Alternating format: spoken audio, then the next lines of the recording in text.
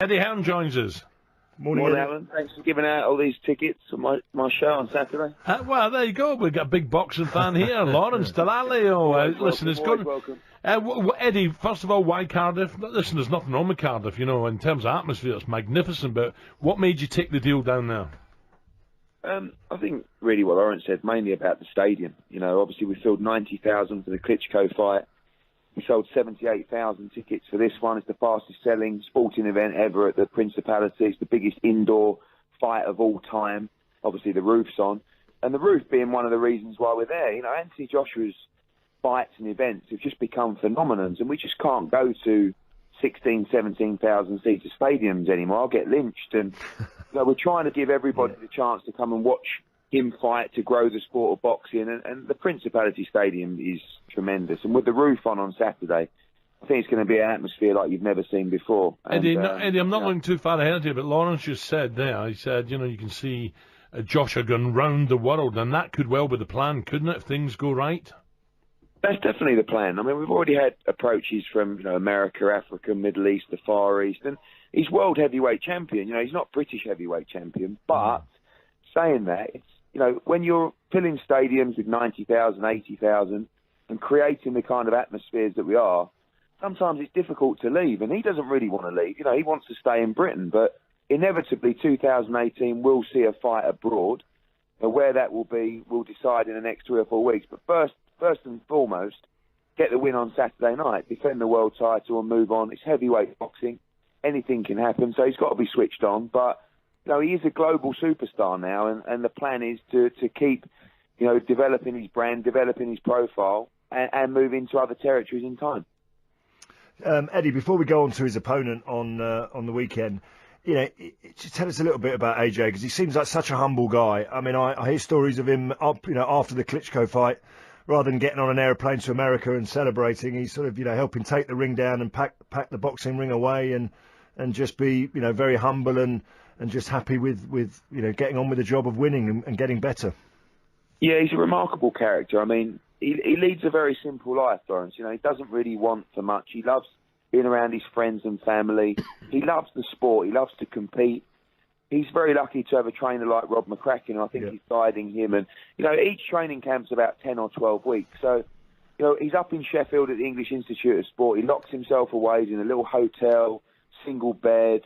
You know, he lives at home with his big mum. Single bed, you mean? Yeah, it is a big single bed. But it's just, I can't really explain how someone whose life has changed so much since the Klitschko fight can remain so humble.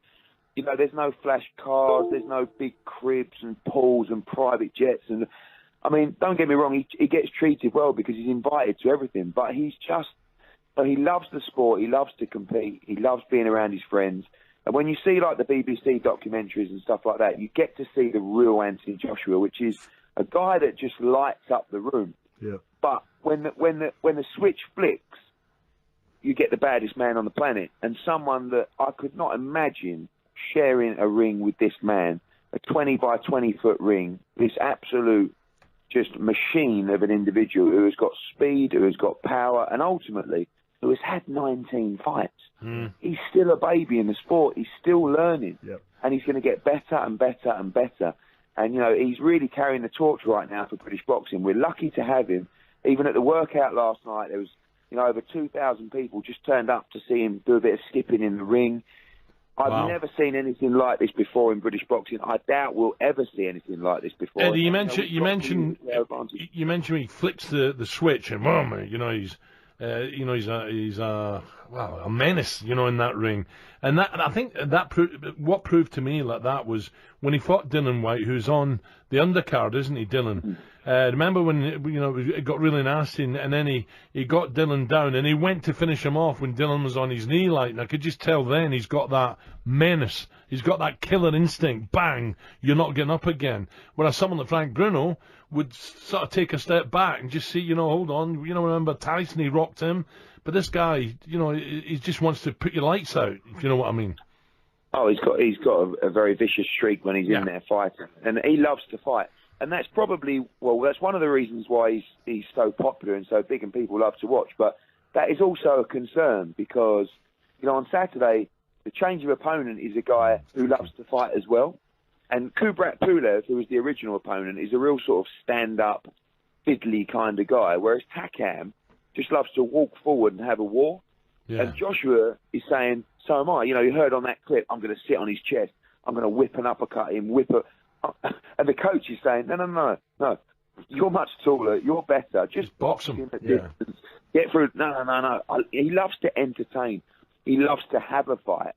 So that's probably not great for the longevity of his career, but that is great news for fight fans who know that every time Anthony Joshua fights, they're going to get an incredible show, an incredible fight, and plenty of action. Eddie, another humble boxer, Katie Taylor. I listened to that young lady, that young woman talk, and she is phenomenal.